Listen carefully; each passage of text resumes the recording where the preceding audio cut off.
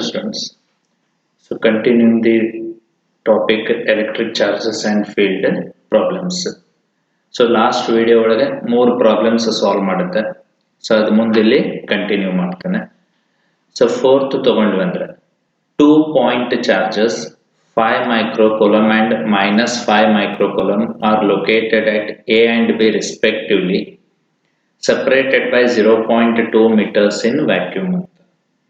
So ಇಲ್ಲಿ first ಎರಡು charges ಅದಾವ 5 ಮೈಕ್ರೋಕೂಲಂಬ್ ಮತ್ತೆ -5 ಮೈಕ್ರೋಕೂಲಂಬ್. ಸೊ ಇದು ಪಾಯಿಂಟ್ ಎ ಅಂತೇನೆ, Q1 ಅಂತೇನೆ 5 ಮೈಕ್ರೋಕೂಲಂಬ್ ಅದ. ಸೊ ಆಮೇಲೆ ಇದು ಪಾಯಿಂಟ್ ಬಿ ಅಂತೇನೆ, ಇಲ್ಲಿ Q2 ಅಂತ ತಗೋತೇನೆ -5 ಮೈಕ್ರೋಕೂಲಂಬ್ ಅದ, -5 ಮೈಕ್ರೋಕೂಲಂಬ್. ಎರಡು ನಡು ಡಿಸ್ಟೆನ್ಸ್ ತಗೊಂಡ್ರೆ ಅಂತೇಳಿ ಡಿಸ್ಟೆನ್ಸ್ ಇಲ್ಲಿಂದ ಇಲ್ಲಿ ತನ ಎಷ್ಟಂತ ಕೊಟ್ಟ 0.2 meters in vacuum ಅಥವಾ air ಅಂತ. What is electric field at midpoint O of line joining two charges? So ಇಲ್ಲಿ midpoint ಕ್ಕೆ ನೀವು electric field ಕಂಡುಹಿಡಿಬೇಕು, ಇದು O. So midpoint ಅಂದ್ಮೇಲೆ ಈ ಡಿಸ್ಟೆನ್ಸ್ ಏನಾಗ್ತದ್ರಿ 0.1 meter A ದಿಂದ O ವರೆಗೆ. Similarly O ದಿಂದ B ಇದು 0.1 meter ಆಗ್ತದೆ. ಈಗ at point O there will be electric field due to both charges Q1 and Q2. So electric field sign convention ಏನ್ ಹೇಳ್ತದೆ, it is away from positive charge and towards negative charge. Q1 ದಿಂದ O ಗೆ electric field ತಗೊಂಡು ಬಂದ್ರೆ Q1 positive ಅದ, so electric field away from positive. So away from positive ಅಂದ್ರೆ ಏನಾಗ್ತದೆ towards O, ಇದು E1 ಅಂತ ತಗೋತೀವಿ. ಈಗ electric field at O due to Q2 negative ಅದ -5 ಅಂದ್ಮೇಲೆ ಅದೇನಾಗ್ತದ್ರಿ towards negative. So this will be E2. ಈಗ ನೀವು ಇಲ್ಲಿ ಅಬ್ಸರ್ವ್ ಮಾಡಿದ್ರೆ E1 ಮತ್ತು E2 ಎರಡು ಒಂದೇ ಡೈರೆಕ್ಷನ್ ದಾಗ ಅದಾವ ಅಂದ್ಮೇಲೆ ರಿಸಲ್ಟೆಂಟ್ ಏನಾಗ್ತದೆ, ಎರಡತ್ರದ್ದು ಆಡ್ ಆಗ್ತದೆ. ಇದು ಫಸ್ಟ್ ಪಾರ್ಟಿಗೆ ಡಯಾಗ್ರಾಮ್. ಫಸ್ಟ್ ಏನ್ ಕೇಳಂಗಿಲ್ಲ ಅದಕ್ಕೆ. ಈಗ ಫಸ್ಟ್ E1 ಮತ್ತು E2 ಕ್ಯಾಲ್ಕುಲೇಟ್ ಮಾಡೋಣ, ಆಮೇಲೆ ಎರಡು ಏನ್ ಮಾಡೋದು ಆಡ್ ಮಾಡೋದು. ಈಗ ಇಲ್ಲಿ ನೀವು ಅಬ್ಸರ್ವ್ ಮಾಡಿದ್ರೆ E1 ಮತ್ತು E2 ಒಳಗೆ Q ಸೇಮ್ ಅದ, R ಎರಡಕ್ಕೂ 0.1 ಬರ್ತದ, ಅಂದ್ರೆ E1 ಮತ್ತು E2 ಎರಡು ವ್ಯಾಲ್ಯೂ ಏನಾಗ್ತಾವ್ರಿ ಸೇಮ್ ಆಗ್ತಾವ. ಸೊ ಫಸ್ಟ್ E1 ಕ್ಯಾಲ್ಕುಲೇಟ್ ಮಾಡ್ತೇನೆ. E1 is given by 9 into 10 raised to 9 into Q ಎಷ್ಟದರಿ 5 ಮೈಕ್ರೋಕೂಲಂಬ್, 5 into 10 raised to -6 divided by R square. R is 0.1 bracket square. So simplify ಮಾಡಿದ ಅಂತ ಹೇಳಿರಿ. If I simplify this, 9 5s are 45, 10 raised to 9 ದಾಗ -6 ಹೋದ್ರೆ 3 ಉಳಿತು. 0.1 square is 0.01. Divide ಮಾಡ್ಕೊರಿ. So divide ಮಾಡಿದ್ರೆ ಎಷ್ಟು ಬರ್ತದೆ ನೋಡ್ರಿ, 45 divided by 0.01. You will get 4500 into 10 raised to 3 units Newton per coulomb. So similarly E2 ನು ಸೇಮ್ ಬರ್ತದೆ, ಯಾಕಂದ್ರೆ ಎರಡು ಚಾರ್ಜ್ ಸೇಮ್ ಅದ, ಡಿಸ್ಟೆನ್ಸ್ 0.1 ಅದ. Similarly E2 will be equal to E1 magnitude is equal to 4500 into 10 raised to 3 Newton per coulomb. ಈಗ resultant electric field ಕಂಡುಹಿಡಿಯಿರಿ. So resultant ಅಂದ್ಮೇಲೆ ಎರಡು ಸೇಮ್ ಡೈರೆಕ್ಷನ್ ಅದ, ಡಯಾಗ್ರಾಮ್ ನೋಡಿದ್ರೆ E1 ಮತ್ತು E2, so both gets added. So ಎರಡು add ಆಗ್ತಾವ. Resultant electric field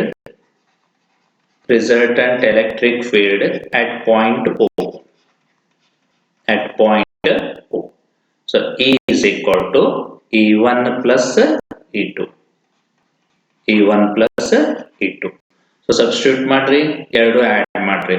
so ನಾ ಡೈರೆಕ್ಟ್ ಇಡ್ತೇನೆ, ಎರಡು ಆಡ್ ಮಾಡಿದ್ರೆ 45 ಅಂದ್ರೆ 90 ಆಗ್ತದೆ. You will have 9000 into 10 raised to 3 Newton per coulomb, or if you want you can write 9 into 10 raised to 6 Newton per coulomb. ಇದು first part. ಎಷ್ಟು clear ಅದ ರೀ, ಇದು ಫಸ್ಟ್ ಪಾರ್ಟ್. ಈಗ ಸೆಕೆಂಡ್ ಪಾರ್ಟ್ ತಗೊಂಡ್ವಿ ಅಂತ ಹೇಳಿದ್ರಿ. ಸೆಕೆಂಡ್ ಪಾರ್ಟ್ ತಗೊಂಡ್ರೆ ಸೊ ಸೆಕೆಂಡ್ ಪಾರ್ಟ್ ಏನ್ ಹೇಳ್ತಾನೆ ನೋಡ್ರಿ, ಸ್ವಲ್ಪ ಕ್ವಶನ್ ನೋಡೋಣ. Second part, if negative test charge of magnitude 2 nanocoulomb is placed at point O ಅಂತಾನ. ಸೊ ಉಳ್ಕಿದೆಲ್ಲ ಸೇಮ್ ಅದ. ಇಲ್ಲಿ ನಂದು ಚಾರ್ಜ್ Q1 ಅದ 5 ಮೈಕ್ರೋಕೋಲಮ್, ಇಲ್ಲಿ Q2 ಅದ -5 ಮೈಕ್ರೋಕೋಲಮ್, ಎರಡು ನಡು ಡಿಸ್ಟೆನ್ಸ್ 0.2 ಮೀಟರ್ಸ್ ಅದ, 0.2 ಮೀಟರ್ಸ್. ಮಿಡ್ ಪಾಯಿಂಟ್ O ಅನ್ಬೋದು. ಓಗ ನೆಗೆಟಿವ್ ಚಾರ್ಜ್ ಇಟ್ಟಾನ, ದಟ್ ಈಸ್ -2 ನ್ಯಾನೋಕೋಲಮ್ ಇಟ್ಟಾನ. -2 ನ್ಯಾನೋಕೋಲಮ್ ಅಂತ ಹೇಳಿ ಇರ್ತಾನೆ negative test charge at point O. You are required to find force. So easy ಮಾಡೋಣ. ಸೊ ಕೂಲಂಬ್ಸ್ ಲಾ ಯೂಸ್ ಮಾಡಿ ಫೋರ್ಸ್ ಕಂಡು ಹಿಡಿಯೋಕ್ಕಿಂತ ಸಿಂಪಲ್ ಎಲೆಕ್ಟ್ರಿಕ್ ಫೀಲ್ಡ್ ಡೆಫಿನೇಷನ್ ಮೇಲೆ 2 ಸ್ಟೆಪ್ ದಾಗ ಸಾಲ್ವ್ ಮಾಡ್ಬೋದು. ಈಗ Q1 ಮತ್ತು -2 ನಡು ಫೋರ್ಸ್ ಇರ್ತದ. Q1 ಪಾಸಿಟಿವ್ ಅದ, ಓಗೆ ನಿಟ್ಟೇನಾದ ನೆಗೆಟಿವ್ ಅದ ಅಂದ್ರೆ ಎರಡರ ನಡು ಅಟ್ರಾಕ್ಷನ್ ಅದ ರೀ. So -2 will move towards A. So ಈ ಡೈರೆಕ್ಷನ್ ಒಳಗೆ ಇರ್ತದ. ಸೊ ಇದು ಫೋರ್ಸ್ F1 ಅನ್ಬೋದು. ಸಿಮಿಲರ್ಲಿ ಈಗ Q2 ಮತ್ತು -2 ನಡು, Q2 ನೆಗೆಟಿವ್ ಅದ, -2 ನೆಗೆಟಿವ್ ಅಂದ್ರೆ ರಿಪಲ್ಷನ್. ಸೊ -2 ಏನಾಗ್ತದೆ, it moves away from B. So A ಕಡೆ ಮೂವ್ ಆಗ್ತದೆ, ಇದು F2 ಅನ್ಬೋದು. ಈಗ ಒಂದು ಮೆಥಡ್ ಏನ್ ಮಾಡ್ಬೋದು ನೀವು, ಕೂಲಂಬ್ಸ್ ಲಾ ಹಚ್ಚಿ F1 ಕಂಡು ಹಿಡಿಯೋದು, F2 ಕಂಡು ಹಿಡಿಯೋದು, ಆಮೇಲೆ ಎರಡು ಆಡ್ ಮಾಡೋದು. ಇಲ್ಲಿ have the answer 1. Second method just definition ತಗೊಳ್ಳೋಣ. ಡೆಫಿನಿಷನ್ ತಗೊಂಡು ಅಂತ ತಿಳಿರಿ. ಇದು ಡೆಫಿನಿಷನ್ ಏನದರಿ, electric field is force per unit charge, newton per coulomb. So force at O ಬೇಕು ನಂಗೆ. ಸೊ Q ಅಲ್ಲಿ ಏನ್ ಇಟ್ಟಿರಲ್ಲ ಅದು ಮಲ್ಟಿಪ್ಲೈ ಮಾಡಿದ ಅಂತ ಹೇಳಿರಿ, ನನಗೆ ಡೈರೆಕ್ಟ್ ಆನ್ಸರ್ ಸಿಗ್ತದ. ಒಂದು ಸ್ಟೆಪ್ ಒಳಗಂದ್ರೆ ಆನ್ಸರ್ ಬರ್ತದ. ಸೊ ಈಗ ಇಲ್ಲಿ so force at point O, force at point O, F is equal to 2 into E. So Q substitute ಮಾಡ್ತೇನೆ. 2 into ಎಷ್ಟು ಅದ ರೀ, 10⁻⁻⁹. ಆಮೇಲೆ ಎಲೆಕ್ಟ್ರಿಕ್ ಫೀಲ್ಡ್ E ಎಷ್ಟದ, ಇದೇ ಫಸ್ಟ್ ದಾಗ ಕ್ಯಾಲ್ಕುಲೇಟ್ ಮಾಡಿದ್ದು 9 into 10⁻⁶. ಸೊ ಮಲ್ಟಿಪ್ಲೈ ಮಾಡಿದ್ರೆ will get 18 into 10⁻³ Newton, -3 Newton. So ಈಗ ಎರಡದಕ್ಕೂ ಡೈರೆಕ್ಷನ್ ಬರೀರಿ. ಫಸ್ಟ್ ದೊಳಗೆ E ಕ್ಯಾಲ್ಕುಲೇಟ್ ಮಾಡ್ಯಾರ. ಸೊ ಇದು ಫೈನಲ್ ರಿಸಲ್ಟೆಂಟ್ ಡೈರೆಕ್ಷನ್ ಏನದ, ಟುವರ್ಡ್ಸ್ B ಅನ್ಬೋದು. Direction towards B. ಇಲ್ಲಿ ನೆಗೆಟಿವ್ ಚಾರ್ಜ್ ಇರೋದ್ರಿಂದ ಫೋರ್ಸ್ ಅಪೋಸಿಟ್ ಆಗ್ತದೆ. ಎರಡು ಆರೋ ಮಾರ್ಕ್ ಫಿಗರ್ ದಾಗ ಅಬ್ಸರ್ವ್ ಮಾಡಿದ್ರೆ ಇದ್ರದ ಡೈರೆಕ್ಷನ್ ಟುವರ್ಡ್ಸ್ A ಅಂತ ಹೇಳಿ, ಟುವರ್ಡ್ಸ್ A. ಕ್ಲಿಯರ್ ಅದ ರೀ? 5 ಮಾರ್ಕ್ಸ್ ಅನ್ಬೋದು, 2 ಸಲ ಕೇಳೋಣ. ನೆಕ್ಸ್ಟ್ ತಗೊಳ್ಳೋಣ. Next fifth one, 2 point charges 5 nanocoulomb and 20 ನ್ಯಾನೋಕೋಲಮ್ are separated by distance of 2 meters. Find a point on the line joining them where electric field is 0. So ಮತ್ತೊಂದು line draw ಮಾಡಿಟ್ಟೇನೆ. 2 charges 5 nanocoulomb and 20 nanocoulomb. So ಇದು Q1 ಅಂತೇನೆ, 5 ನ್ಯಾನೋಕೋಲಮ್. ಆಮೇಲೆ ಈ ಕಡೆ ಮತ್ತೊಂದು charge ಅದ Q2 ಅಂತೇನೆ, 20 ನ್ಯಾನೋಕೋಲಮ್, 20 ನ್ಯಾನೋಕೋಲಮ್. So they are separated by distance of 2 meters. So ಇದು R ಅಂತ ಅನ್ಬೋದು. Distance between 2 charges is 2 meters. Find the point on the line joining them where electric field is 0. So ಈ ಎರಡರ ನಡು ಒಂದು ಪಾಯಿಂಟ್ ಬರ್ತದ, O ಅಂತ ತೋತೇನೆ, where resultant electric field is 0. So even it is called null point ಅಂತ ಹೇಳ್ತಾರೆ. So ಅದ್ರ distance ಕಂಡು ಹಿಡಿಬೇಕು, where you will be having. So remember always it will be nearer to the smaller charge in magnitude. 5 ಮತ್ತು 20 ಒಳಗೆ ಯಾವ್ದು ಸಣ್ಣದದ್ರಲ್ಲ magnitude wise ಅದ್ರ ಹತ್ರ ಇರ್ತದ್ರೆ ಪಾಯಿಂಟ್. ಸೊ Q1 ದಿಂದ ಈ ಡಿಸ್ಟೆನ್ಸ್ X ಅಂತ ತಗೋತಾನೆ. ಸೊ Q2 ದಿಂದ ರಿಮೈನಿಂಗ್ ಡಿಸ್ಟೆನ್ಸ್ ಏನಾಗ್ತದ್ರಿ, 2 - X ಆಗ್ತದೆ. 2 minus x. ಈಗ ಇಲ್ಲಿ ನೀವು ಡೈರೆಕ್ಷನ್ ತಗೊಂಡ್ರೆ q1 ಪಾಸಿಟಿವ್ ಅದ, so it will B away from positive, so e1 ಈ ಕಡೆ ಟುವರ್ಡ್ಸ್ o. ಸಿಮಿಲರ್ಲಿ q2 ತಗೊಂಡ್ರೆ ಇದು ಪಾಸಿಟಿವ್ ಅದ, so away from positive, so e2 ಏನಾಗ್ತದೆ towards o. So at point o, if you take at point o e is equal to 0 ಅಂದ್ರೆ where it is 0 ಅನ್ನೋದು ಕಂಡು ಹಿಡಿಬೇಕು. ಪಾಯಿಂಟ್ o ಎರಡು electric field ಅದಾವ, e1 ಮತ್ತೆ e2. So e1 right ಕದ, e2 left ಕದ, ಅಂದ್ರೆ ಒಂದ್ರೊಳಗೆ ಇನ್ನೊಂದ್ ಏನಾಗ್ತದ್ರಿ ಮೈನಸ್ ಆಗ್ತದೆ. Or you can say e1 is equal to e2. e1 is equal to e2. Substitute ಮಾಡ್ತೇನೆ ವ್ಯಾಲ್ಯೂಸ್. ಸೊ ಫಾರ್ಮುಲಾ ಪ್ರಕಾರ ತುಂಬಿದ ಅಂತ ತಿಳಿರಿ. e1 9 into 10 raised to 9. Charge ಏನದ ರೀ q1 ಅದ. ಅದ್ರ ಡಿಸ್ಟೆನ್ಸ್ ಓದಿಂದ ಎಷ್ಟದ x square. So similarly e2 ಬರೋದ ಅಂತ ಹೇಳಿರಿ 9 into 10 raised to 9. Charge is q2. Distance is 2 minus x. ಸದ್ಯಕ್ಕೆ r minus x ಅಂತ ತಗೋತಾನೆ, r minus x bracket square. So ಎರಡು ಕಡೆ 9 into 10 raised to 9 ಕ್ಯಾನ್ಸಲ್ ಆಗ್ತದೆ. q2 ಈ ಕಡೆ LHS ತಗೋತಾನೆ q2, ಆಮೇಲೆ ಎಕ್ಸ್ ಸ್ಕ್ವೇರ್ ಈ ಕಡೆ ತಗೋತಾನೆ x square by r minus x bracket square. So ಇದೇನದರಲ್ಲ ಇದು hint for your competitive exams. So CET ಅನ್ಬೋದು. ಸೊ ಇದು ಹಿಂಟ್, ಇದು ನೆನ್ಪಿಡ್ರಿ. ಸೊ ನಲ್ ಪಾಯಿಂಟ್ ಕೇಳಿದಂದ್ರೆ q1 by q2 is equal to x square by r minus x bracket square. ಈಗ value ತುಂಬ್ತೇನೆ ಎರಡು step ಒಳಗಂದ್ರೆ ಆನ್ಸರ್ ಬರ್ತದೆ. So q1 is 5 nanocoulomb. So 5 into 10 raised to minus 9. q2 is 20 nanocoulomb. 20 into 10 raised to minus 9. x ಕಂಡುಹಿಡಿಬೇಕ x square by 2 minus x bracket square. So 10 raised to minus 9 cancel, 5 ಮತ್ತು 20 cancel ಮಾಡ್ರೆ 1 by 4 is equal to x square by 2 minus x bracket square. So ಈಗ ಅಗದಿ easy. So cross multiply ಮಾಡಿ square ಅದ್ ಮಾಡ್ತಾ ಕೂಡ್ಬೇಡ್ರಿ. 4 term observe ಮಾಡ್ರೆ perfect square ಅದಾವ. So take square root, directly you will have the answer. ಎರಡು step ಒಳಗಂದ್ರೆ ಆನ್ಸರ್ ಬರ್ತೇವೆ. therefore taking square root. So square root ತಗೊಂಡ್ರೆ ಇದು 1 by 2 x ಸ್ಕ್ವೇರ್ ಇದು x ಆಗ್ತದೆ, ಡಿನಾಮಿನೇಟರ್ r minus x ಆಗ್ತದೆ.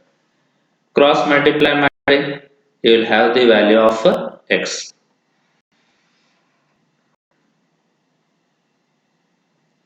So cross multiply ಮಾಡ್ತೇನೆ r minus x. r ಅಂದ್ರೆ ಸಾರಿ ಇಲ್ಲಿ 2 ಅದ, ಇಲ್ಲಿ ಸಬ್ಸ್ಟಿಟ್ಯೂಟ್ ಮಾಡೋದು ಮರ್ತ, ಇಲ್ಲಿ ಸಬ್ಸ್ಟಿಟ್ಯೂಟ್ ಮಾಡ್ತೇನೆ. So it is 2 minus x. So ಇದು 2 ಆಗಬೇಕು. ಸೊ ಕ್ರಾಸ್ ಮಲ್ಟಿಪ್ಲೈ ಮಾಡ್ರೆ 2 minus x is equal to 2x. x ಈ ಕಡೆ ತಗೊಂಡ್ರೆ 2 is equal to 3x. therefore x is equal to 2 by 3 ಅಥವಾ 0.666 ಮೀಟರ್ಸ್ ಅಂತ ಹೇಳ್ಬೋದು. 0.666 ಮೀಟರ್ಸ್ ಅಂತ. ಕ್ಲಿಯರ್ ಅದರಿ? ಇದು ನಿಮಗೆ CETಗೂ ಹೆಲ್ಪ್ ಆಗ್ತದ್ರೆ ನಾ ಏನಾದ ಶಾರ್ಟ್ಕಟ್ ಹೇಳಿದೆ. So you remember that shortcut, that is q1 by q2 is equal to x square by r minus x bracket square. Next ತಗೊಳ್ಳೋಣ 6th. Two charges 10 microcoulomb and minus 10 microcoulomb are 5 mm apart. Find electric field at a point on the dipole axis. So ಇವೆರಡು ಕೂಡಿಸಿ dipole form ಆಗ್ತವೆ, 5 mm apart ಅದ. So ಈಗ q 10 microcoulomb ಅಂದಂಗ ಎರಡು ನಡು distance 5 mm ಅಂತ ಕೊಟ್ಟಾನ. ಸೊ 2 is equal to 5 mm. First dipole moment ಕಂಡು ಹಿಡಿತೇನೆ. ಸೊ ಡೈಪೋಲ್ ಮೂಮೆಂಟ್ ಅಂದ್ರೆ ನಮ್ಗೆ ಫಾರ್ಮುಲಾ ಒಳಗೆ ತುಂಬಲಿಕ್ಕೆ ಈಸಿ ಆಗ್ತದೆ. Dipole moment P is equal to 2a into q. So 2a ಅಂದ್ರೆ 5 mm ಅದ, 5 into 10 raised to minus 3. Q under 10 microcoulomb ada 10 into 10 raised to minus 6. So simplify ಮಾಡಿದ್ರೆ you will get 50 into 10 raised to minus 9. So 2a meter ಒಳಗದ Q coulomb ಒಳಗದ, so units is coulomb meter. First in ಕೇಳ ನೋಡ್ರಿ, on a dipole axis 15 cm away from its center on positive side ಅಂತ ಹೇಳ್ತಾನೆ, ಅಥವಾ on the side of positive charge. So R 15 cm ಅಂತ ಕೊಟ್ಟಾನೆ, ಅಂದ್ರೆ 15 into 10 raised to minus 2 meters. So formula ಬರೀತಾನೆ, electric field 9 into 10 raised to 9, 9 into 10 raised to 9 into so ಏನಾಗ್ತದ್ರಿ formula 2p divided by r cube. So 9 into 10 raised to 9 into 2p divided by r cube. Substitute ಮಾಡ್ರಿ, ಎರಡು step simplify ಮಾಡ್ರಿ. 9 into 10 raised to 9 ಇದು 2, p ಎಷ್ಟು ಬಂದದ್ರಿ 50 into 10 raised to minus 9 divided by r cube. r 15 into 10 raised to minus 2 bracket cube. So one step solve ಮಾಡಿದ್ರೆ answer. So 50 into 200, so numerator 900 ಆಗ್ತದೆ, plus 9 minus 9 ಇದು cancel, divided by 15 cube. So 15 square into 15. So 15 cube ಮಾಡಿದ್ರೆ 3375. 3375 into 10 raised to minus 6. Divide ಮಾಡ್ಕೊರಿ, ಅದು ಮೇಲೆ ಹೋಗ್ತದೆ. 10 raised to minus 6. 900 divided by 3375. You'll get 0.266. 266 into 10 raised to 6. ಇದು ಮೇಲೆ numerator ಬರ್ತದೆ. So units will be Newton per coulomb. So electric field ಇದ್ರೆ direction ಏನಾಗ್ತದೆ, on the side of positive ಅಂದಾನೆ. So along dipole axis, along dipole axis ಇದು first. Similarly second theory, second ದಾಗ ಏನಂತಾನ, on equatorial line ಅಂತಾನ. So second ಒಳಗೆ on equatorial line r is again same 15 centimeter, ಅಂದ್ರೆ 15 into 10 raised to minus 2 meters. So formula ತಗೊಂಡ್ರೆ equatorial line ಸ್ವಲ್ಪ change ಆಗ್ತದೆ, numerator ಒಳಗೆ 2p ಬದಲಿ ಏನ್ ಬರ್ತದ್ರಿ p ಬರ್ತದೆ. 9 into 10 raised to 9 into p by r cube.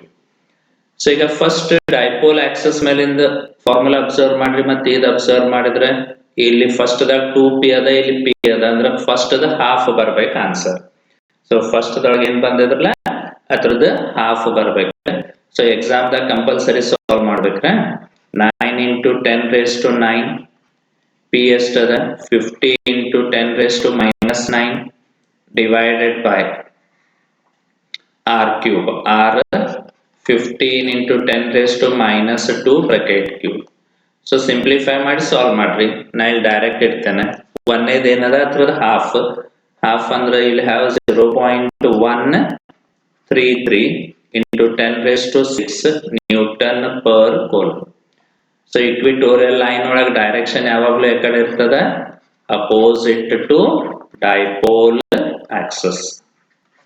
Direction will be always opposite to dipole axis. Clear adari? Next, seventh one. Seventh ತಗೊಂಡ್ರೆ ಇದು just simple ಅದ, ಗೊತ್ತಿರ್ಲಿ, ಒಮ್ಮೆ ತಪ್ಪಿಲ್ಲಕ್ ಇತ್ತಪ್ಪ ಆಗದಿ ಈಸಿ ಬಂತಂದ್ರೆ ಬಿಡಿಸ್ಲಿಕ್ಕೆ.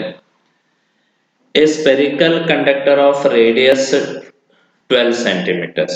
So radius ಕೊಟ್ಟಾನೆ 12 centimeters, ಅಂದ್ರೆ 12 into 10 raised to minus 2 meters. Charge 1.6 into 10 raised to minus 7 is distributed uniformly on this surface. So Q ಏನದ 1.6 into 10 raised to minus 7 coulomb. Find electric field. ಮೂರು conditions ತಗೊಂಡೇನೆ. First at a point 18 centimeter from the center.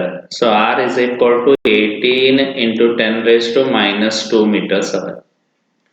So ಇಲ್ಲಿ ನೀವು observe ಮಾಡಿದ್ರೆ r is greater than capital R. Correct ರೀ? ಅಂದಮೇಲೆ point lies outside the sphere. Suppose ಇದು sphere ಅದ having charge q.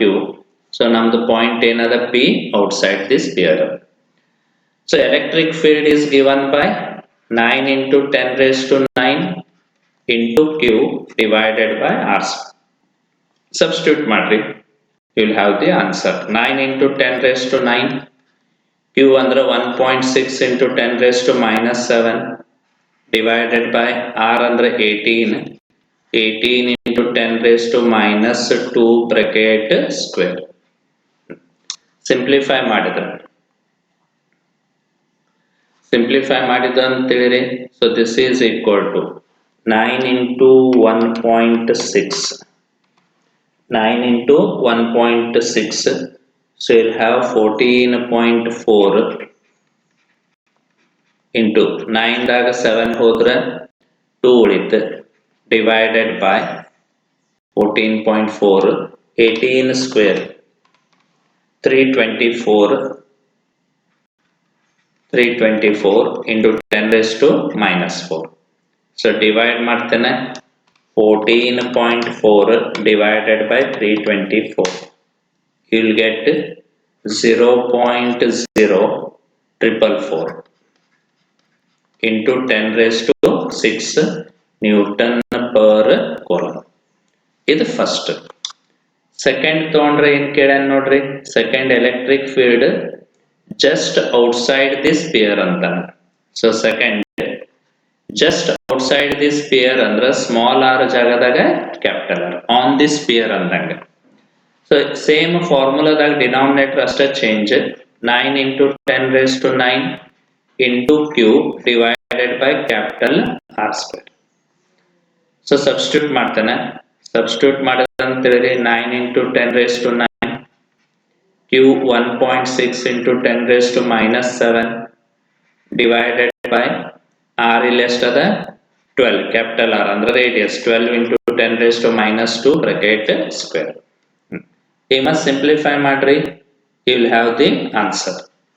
So numerator same ಅದ ಬರ್ತದೆ, 9 into 1.6 ಅಂದ್ರೆ ಇದು same 14.4 into 10 raised to 2. 12 square is 144 into 10 raised to minus 4. ಆಮೇಲೆ divide ಮಾಡ್ಕೊಂಡ ಅಂತ ತಿಳಿರಿ, ಡಿವೈಡ್ ಮಾಡಿದ್ರೆ 14.4 divided by 144. So you will get 0.1 into 10 raised to ಮೇಲೆ ಹೋಗ್ತದೆ 6 Newton per coulomb. Newton per coulomb. ಇದು second. Third inside the sphere ಅಂದಾನೆ. So third inside the sphere point sphere ಒಳಗಿತ್ತಂದ್ರ ಅವಾಗ ಈ ವ್ಯಾಲ್ಯೂ ಏನಾಗ್ತದ್ರಿ 0 ಆಗ್ತದೆ. So inside the sphere electric field is 0 ಅಂತ ಹೇಳೋದು. ಕ್ಲಿಯರ್ ಅದ ರೀ? So these are problems on electric charges and fields.